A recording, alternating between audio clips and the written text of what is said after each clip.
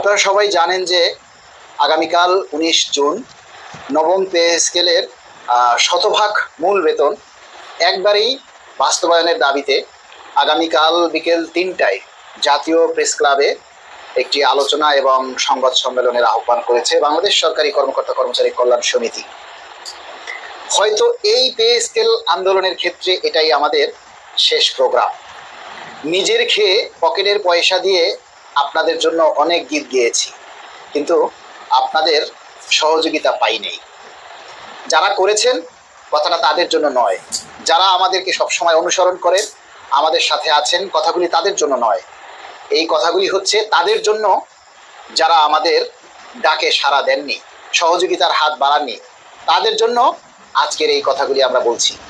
আজকে খুব দুঃখের সাথে বলতে হয়, কাল যদি 50% বেসিক আপনার জন্য বাস্তবায়ন করে গেজেট প্রকাশিত হয়, তাহলে তার জন্য আপনারা দায়ী থাকবেন।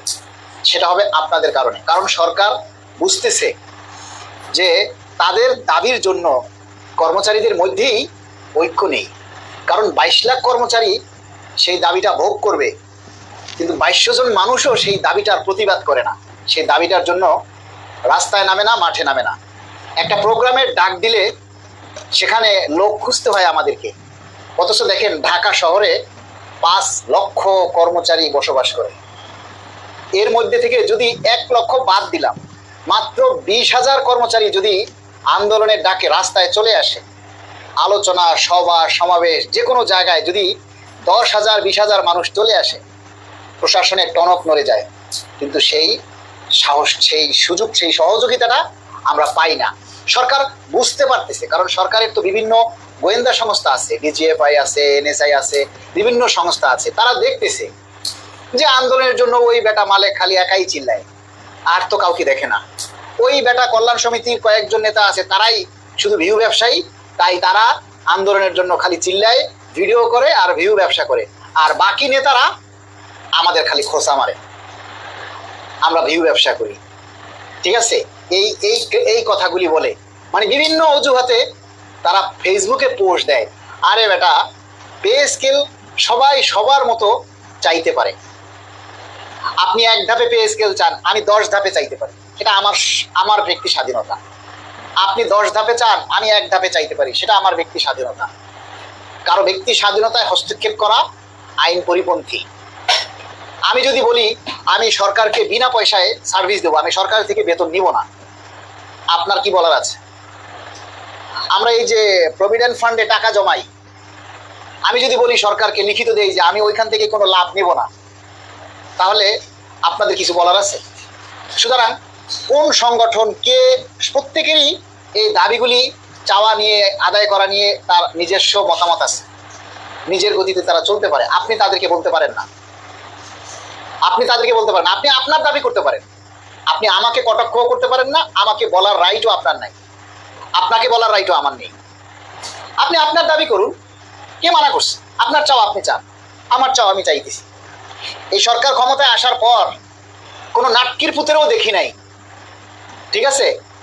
এই সরকার ক্ষমতায় আসার পর কোনো নাটকির পুতের দেখিনি রাস্তায় বুকে সাহস নিয়ে একটা প্রোগ্রাম দিয়েছে, একটা জেলায় একটা সমাবেশ করেছে, একটা কাজ, একটা জায়গায় একটা কিছু করেছে, কাউকে দেখিনি। আর আজকে যদি 50% বাস্তবায়ন হয়, 50% যদি গেজেট হয়, তাহলে মরবে কারা জানেন? মরবে নিম্ন গ্রেডের কর্মচারীরা। কিন্তু সেই নিম্ন গ্রেডের কর্মচারীরাই বা কোথায় বলেন? সেই নিম্ন গ্রেডের কর্মচারীরা যাদের 3,000 4,000 টাকা পারবে, 50% যদি দেয়, 50% যদি দেয়, সেই 50% থেকে যদি আবার 15% মাইনাস করে, তাহলে আপনার থাকবে কি? আপনি আগে 15%-এর যে টাকাটা পাইতেন সেটা এখন আর পাবেন না, তাহলে আপনার থাকবে কি?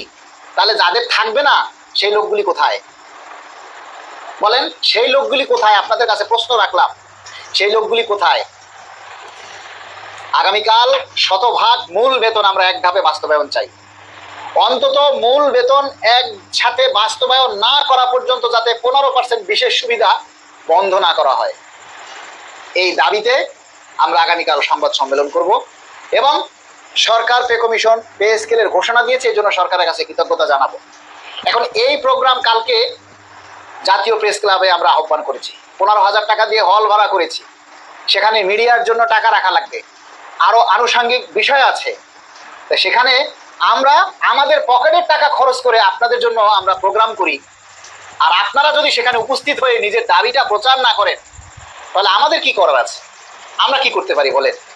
তাই এই নিজের খেয়ে পরের জন্য গীত গাওয়া এটাই আমাদের শেষ। এরপরে আমরা আর কোনো প্রোগ্রাম করব না আপনাদের জন্য। পে স্কেলের গেজেট মানে প্রজ্ঞাপন হয়ে মানে কি বলে, পে স্কেলের বাজেটে আপনার ঘোষণা দিয়েছে।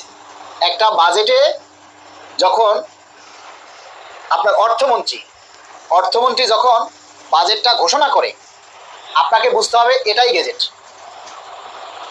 কারণ এই বাজেটটা ঘোষণা করার আগে প্রধানমন্ত্রীর অনুমোদন দিয়েছেন, রাষ্ট্রপতি অনুমোদন দিয়েছেন, তারপরেই সেই বাজেটে পে স্কেলের ঘোষণা দিয়েছেন, মানে ওটাই গেজেট।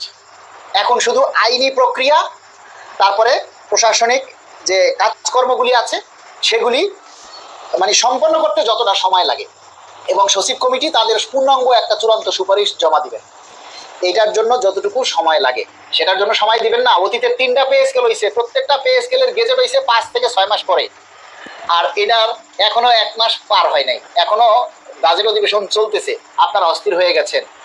আরে ভাই, গেজেট যদি এখন 2 মাস পর হয়, ওই 2 মাসের আপনি এরিয়া পাবেন, টেনশন কিসের? কিন্তু আমরা প্রশ্ন হচ্ছে যে আমরা কত % পাবো, আমরা কতটুকু পাবো, এটা হলো মূল কথা। আসল কথায় আসেন, আমরা কতটুকু পাবো?